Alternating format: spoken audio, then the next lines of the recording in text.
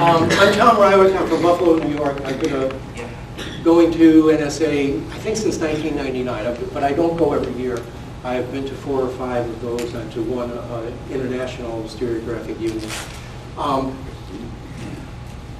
I'm titling this Getting Started and then an introductory introduction to stress the point that this is really basic.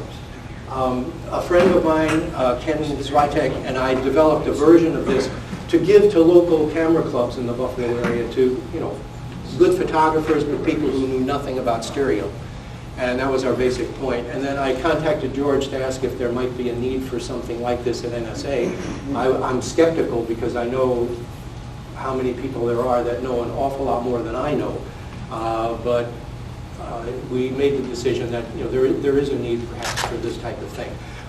Even if you're fairly, even if you know a lot about stereo, hopefully there'll be at least a scintilla of new information or something different in here. I also almost subtitled it a personal overview because I realize I'm going to be leaving out things that some people probably consider very important. I just saw a display of wonderful lenticular prints up here, for example, which I'm not sure is mentioned in this presentation at all.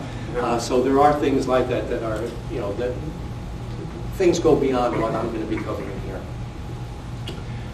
This is basically what we're going to cover today. Quickly, what is stereoscopic photography? I'll give a little bit of a brief history. Talk a little bit about equipment and equipment needs. A little bit about different ways of viewing 3D photographs. A few things about taking 3D photographs, including a few points that are very specific to 3D. And I think one final point, talk a little bit and look at, just very, very briefly, a little bit about some, if you know Stereo Photo Maker, you know how, at least I think it's wonderful. It just has eased the work of doing digital work anyway, immensely. So that's how basic it is. So if a second cup of coffee sounds better than this presentation, go ahead. I won't be hurt. Okay. Yeah, we gave up our first. Oh, thank you very much. Okay, what is stereoscopic photography? Basically 2 photographs, more or less 3 inches apart. We'll say more about that later. Usually taken simultaneously, but of course you could use one camera. If you have a still life, move the camera the appropriate distance, take a second picture. And then some way or another, each of those 2 images, the left and the right, each part of that pair have to be gotten to one eye, one to the other. And then the brain, because it knows how to do it, it does it all the time for us people with 2 eyes. It fuses those images into a depth perception. A little bit of history. Stereo photography is about as old as photography. It basically dates to the mid-1800s. Stereo cards and stereo viewers were very popular in the late 1800s and well into the early 20th century. That's a terrible picture there of an old Holmes. Actually, it's a modern version of an old Holmes viewer with a stereo card in it there. These cards covered many different topics. There were an awful lot of cards that were produced that were just like basic family scenes. Fairly well posed family scenes, but just the idea of showing what everyday life.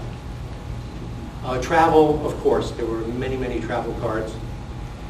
And then actually the cards that got me interested in stereo photography as an adult, we ran into, in a tour of northern France, Verdun, displays of stereo cards taken during and on the battlefield of World War I. 3 different companies actually had photographers taking pictures.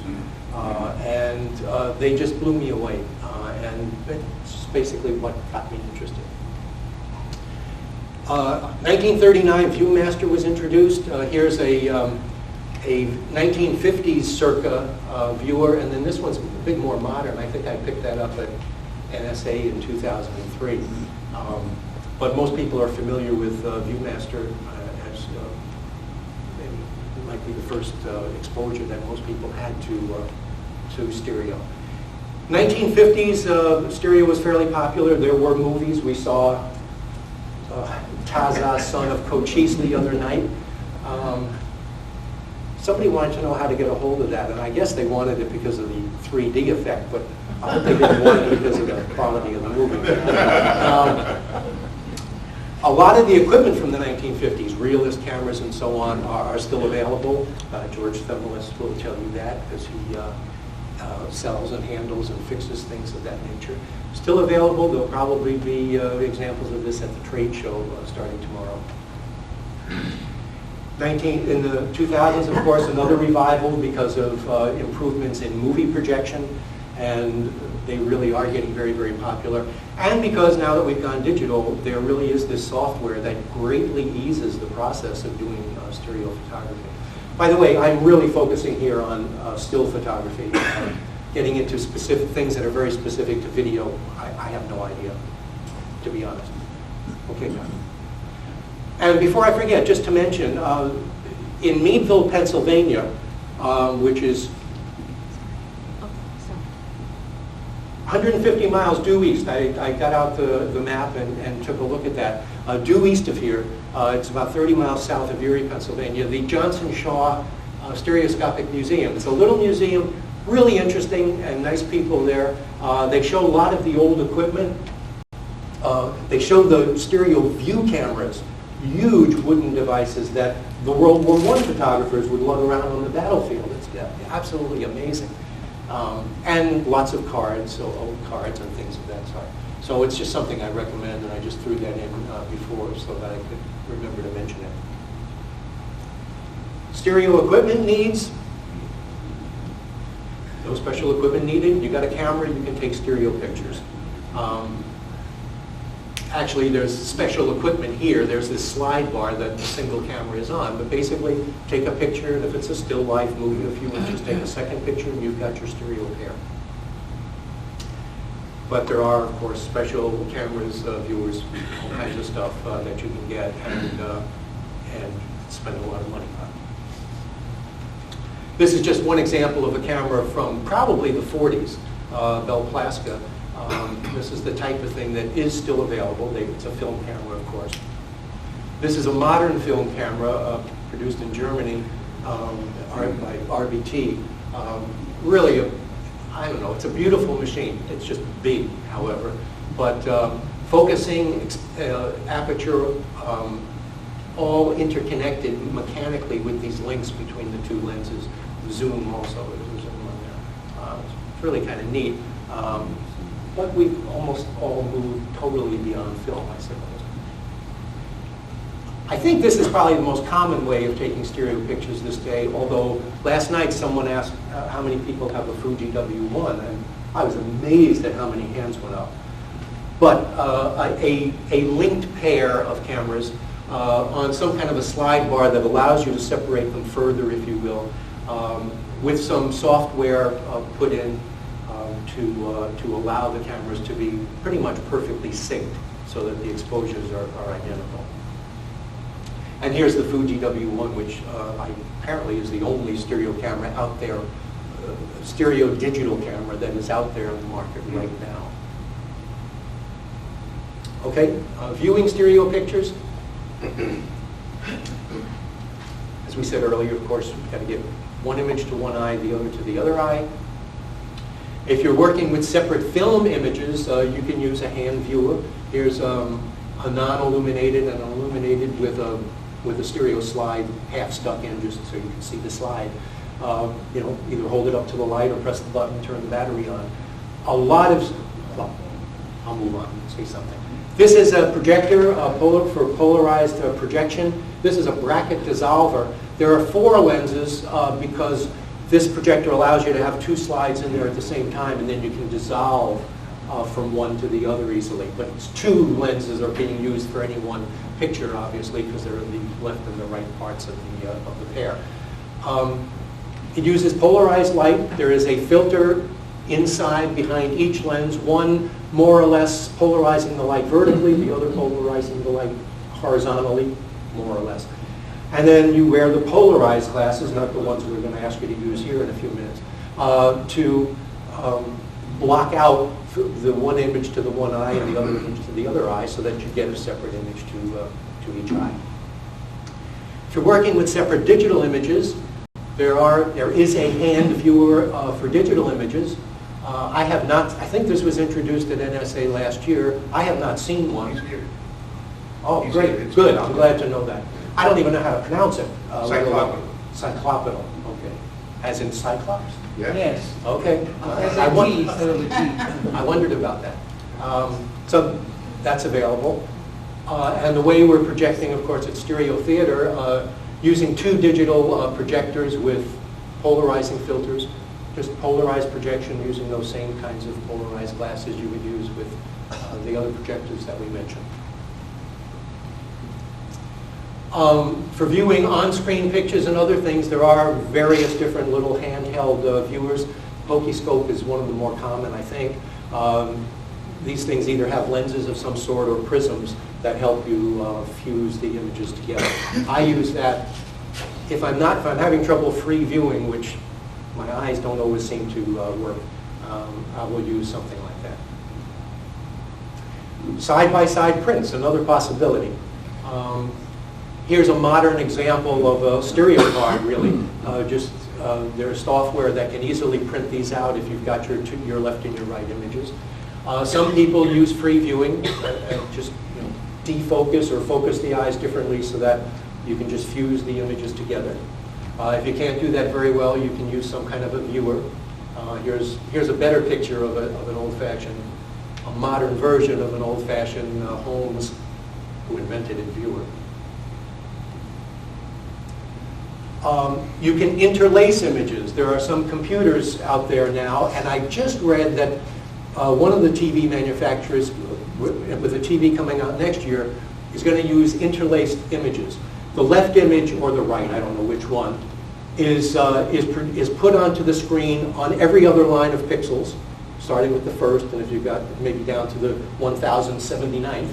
The second picture is sent on the second, fourth, sixth lines, every other line.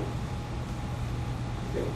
And then there is a screen put over the regular TV screen that polarizes each lines of pixels differently, either left or right. And then you use regular polarized glasses to view the image. The TVs that have come out this year, I think all the ones that have come out, and Panasonic, Samsung has one, they use alternate frame sequencing where the left and the right images are basically flashed on the screen like 120 times a second. And then you wear not the same glasses, but active shutter glasses, glasses that are linked wirelessly to the screen so that electronically the one side closes, the other is open, and then reverses 120 times a second to match what is on the screen. And that's the system that seems to be most popular with the TV sets these days. Next one, Doc. And then, because I'm not mentioning lenticular, I'm sorry about that, we have anaglyphs. This is another approach. This is where the two images are put one on top of the other, basically, either projected or printed one on top of the other. The one image is, I'm simplifying everything, I think. But, one tinted red, the other tinted a version of blue or cyan. And then you wear the red or blue glasses, which you should actually do right now, I think, because I think the next thing on the screen says, no it doesn't, but just go on. Go ahead, Doc.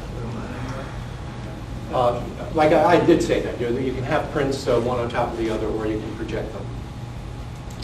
And there it is, put on anaglyph glasses. Okay, and then just a couple of examples, and then we'll say more about them and their quality later. I don't know how we're showing up with the lights, but it's probably okay. Show up okay? Yeah. Okay, Chateau Frontenac in Quebec City. tiny little waterfall in a nice little park in Buffalo, New York. And Glendalough in County Wicklow, Ireland. Okay, and you can leave these on because we'll be getting back to them in a few seconds. I don't think they'll interfere with what's coming up.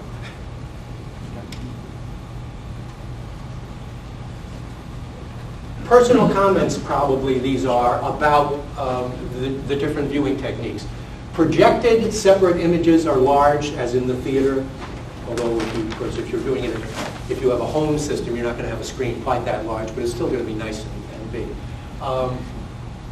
To me, they really have impact. I love, that's my favorite, just seeing projected images. But of course, for your own personal view, it can be very expensive. Projectors are expensive and so on.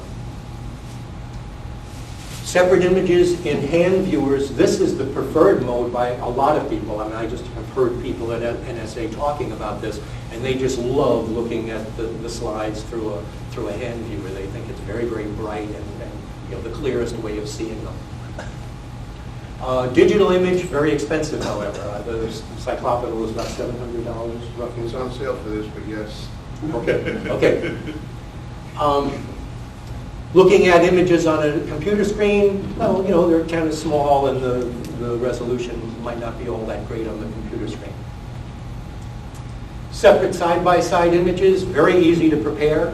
You know, those viewers are inexpensive, the Holmes viewer or whatever. But images do have to be kept fairly small. Big, large images, there aren't really viewers that allow you to fuse very, very large printed images together.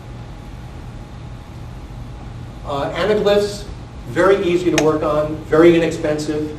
The software of Stereo Photo Maker lets you do this very simply and cheaply because that is free software. But anaglyphs, in my view, tend to be dark and they can't render colors very well at all, especially red.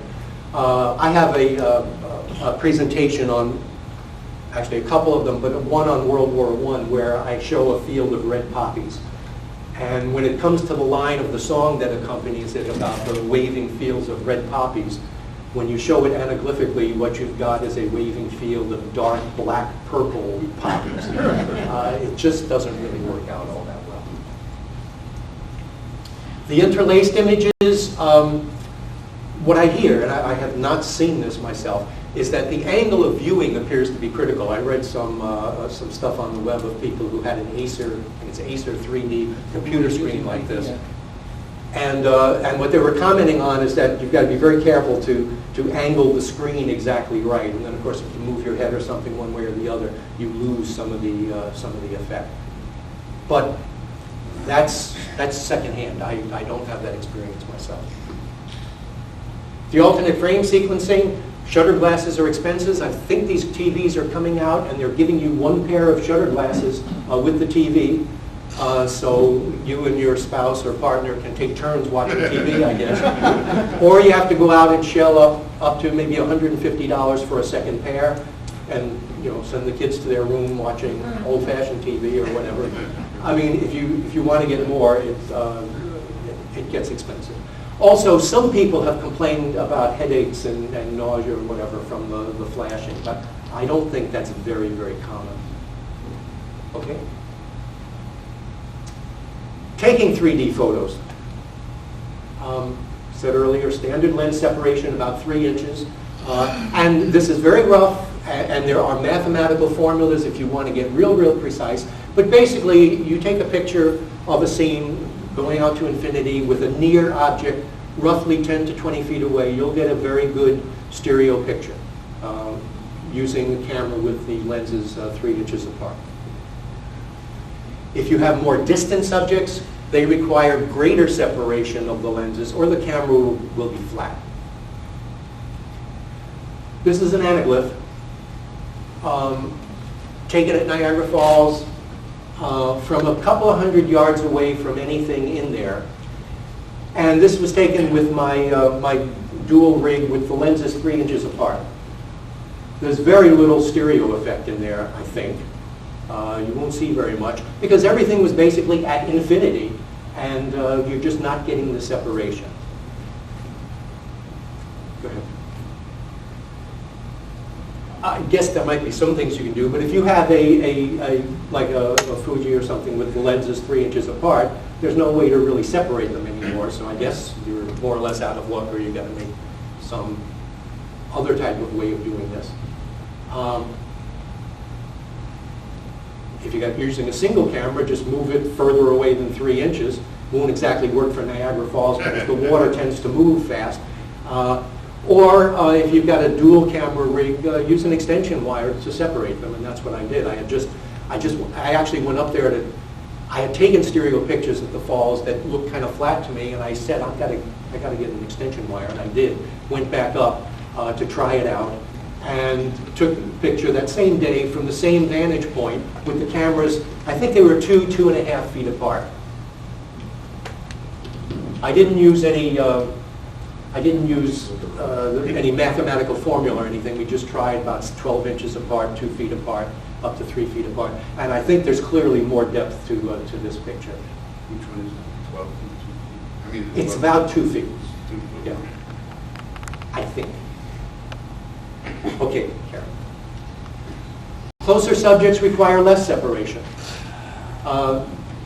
These orchids, this orchid I took, I moved the camera about somewhere between 1/2 inch and 3/4 of an inch, and I don't remember exactly.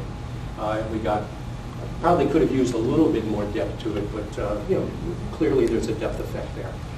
But this was a single camera on a slide bar, and just move it over a little bit for the second picture.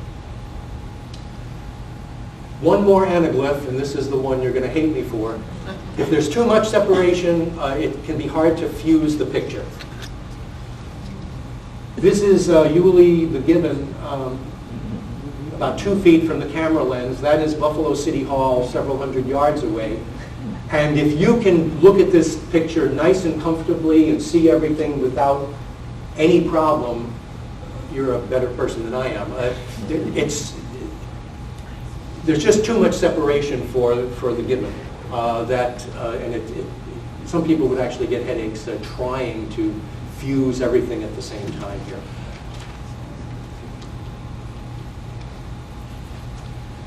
If you're using film cameras, one of the things is to be wary of is that it's really you need to take care to make sure everything is perfectly aligned. In taking the pictures, if you're using for one camera and just moving it, you got to make sure you don't tilt it or something like this. And then in the preparation, for example, of slides and taking the film chips and mounting them, you've got to be very, very precise, especially for projection of them, to make sure they're perfectly aligned, that one isn't tilted, that one isn't higher than the other. It was very difficult to do. With digital stereo photo maker, which I'm going to demonstrate for 2 minutes, and I see that at 10 o'clock we have a presentation that I'm sure will tell you a lot more about it. But this software, this wonderful software, really does makes it very easy to make those adjustments. Most people feel, well, for stereo, we do need some kind of foreground object, not too close as the gibbon demonstrated, but just basically to get a good stereo effect, you want to make sure you have something that's much more foreground than everything else in the picture. Most stereographers prefer lots of depth of field to have the near object and the distance all in focus. That doesn't bother me. I don't mind, as long as the primary subject, usually in the foreground, is in focus. I don't mind that the background is a bit blurry, but some people do. So that's a typical thing in taking these pictures. And then one thing I thought I should say a few things about, although there was a workshop the other day, which I didn't make, that I'm sure talked a lot more about this. But one thing very specific about stereo photography, the stereo window has to be considered. And again, if you'll use those glasses, this is a picture that I think is an okay picture. And I left the white frame just to sort of show you, there's the window, if you will. And everything is behind the window. Everything is out there. It's almost like looking through a window, and everything is in the distance. Even these tree branches, which are right outside, quote, the window, they're hanging down outside the window. Everything's back there. In this version, we have a problem, and I'm not sure this is the best example of it, but these tree branches are basically in front of the window. They're on this side. And the problem isn't that people don't have branches growing down inside the window. That's not the problem. The problem is these branches are stereographically, they're in front of the window near us, but yet they disappear behind the window. Well, that just doesn't make sense. I mean, it's either in front of the window or it's behind the window, but it's not in front of the window and then just disappears behind the window. That's a window violation. If you don't want anything touching the edges of the picture to be in front of the window. And adjustments can be made. This isn't something that you have to worry about in detail when you're taking the pictures. We can adjust this later on in the digital files. This isn't to say nothing should come through the window. This photographer, his entire body is behind the window. It's almost, I think, looks like that he's leaning up against the window. But his hands and camera are projected through the window. No problem, because none of that touches the edges. But something is wrong with the camera. It only has one lens.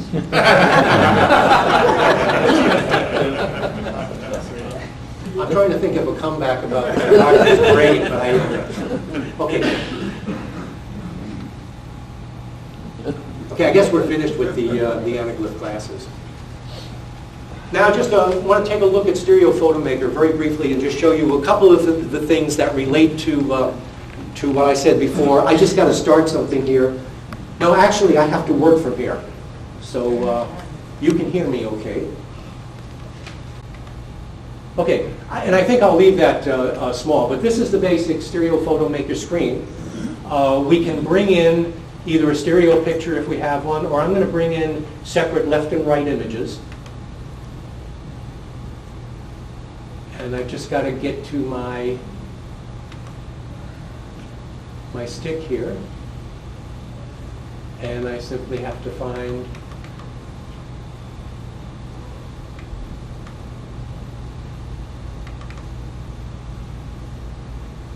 you see here I have a file called Botanical Rotated L for left.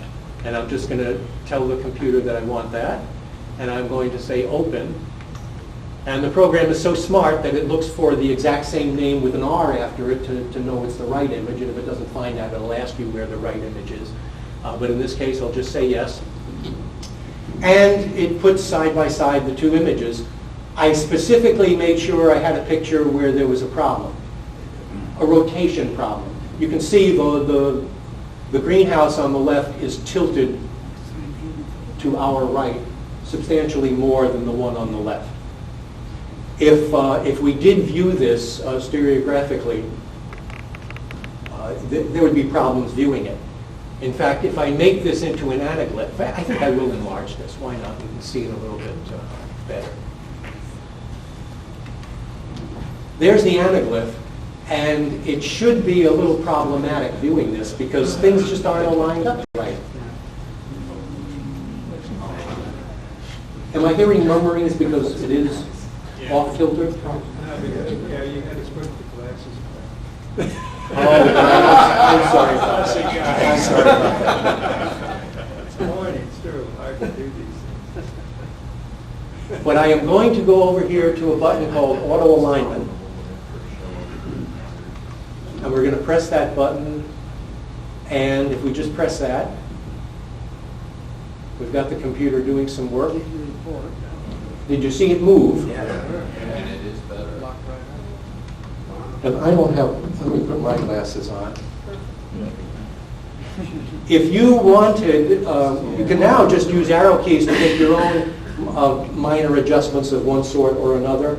For example, if you wanted, I don't know why you would, but if you wanted those flowers right at the front to be back further, we can move things with just the arrow keys, or we can move them out. I can create a window violation of sorts and some real difficulties viewing. But anyway, there's an auto alignment that handles the majority of cases very, very easily, and then you can make other types of adjustments. Does that work for close-ups too? An auto alignment? Yes. Oh, yeah, I don't see why not. Yes, yeah. And you can view the pictures in these different formats. We just did the anaglyphic. You can also do it in terms of black and white anaglyphic. We had the side-by-side image, and then you can save any one of these versions to separate files. So if you're creating a slideshow where you're going to want to project images, you can save the side-by-side version, but if you also want some anaglyphs so you can make a print, you can print the anaglyph. Let me get to a question just a couple of... Can you do the pre-corrected and corrected versions full screen again for us? I didn't have a glass. That's hard. Okay, I'll just backtrack for just a second. I'm going to have to reopen that.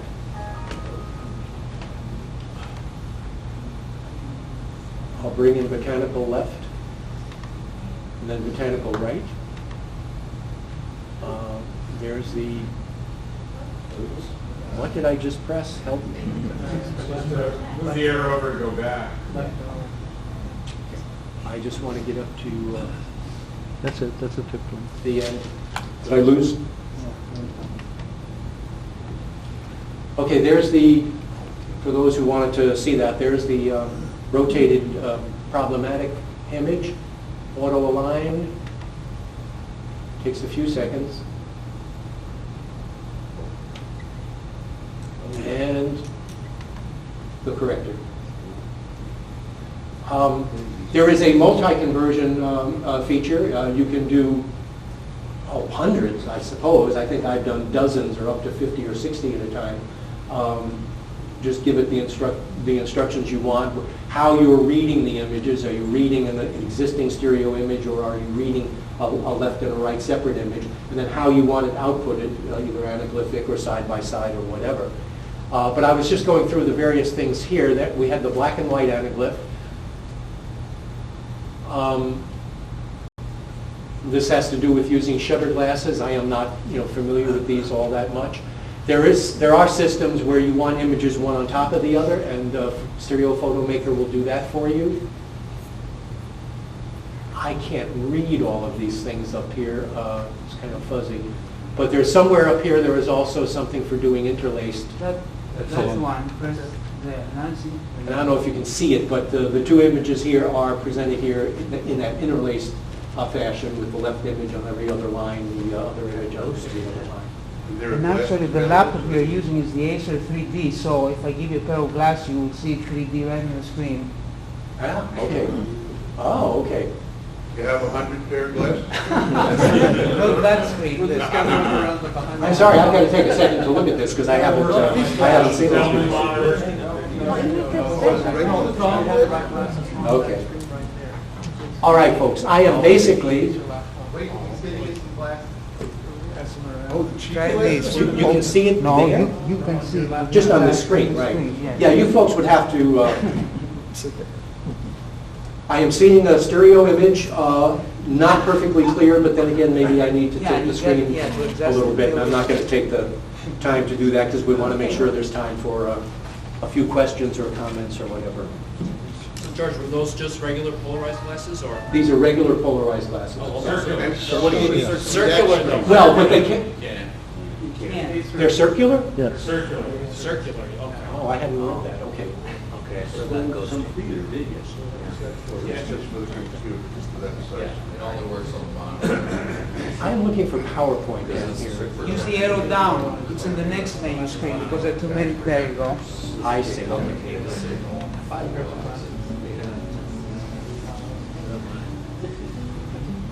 Okay, I'm basically done here. I just had to be silly.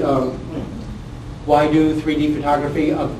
Besides it being so much fun and all of these expert people around to help you out, it's just how absolutely sophisticated we look in our 3D classes. So that's it.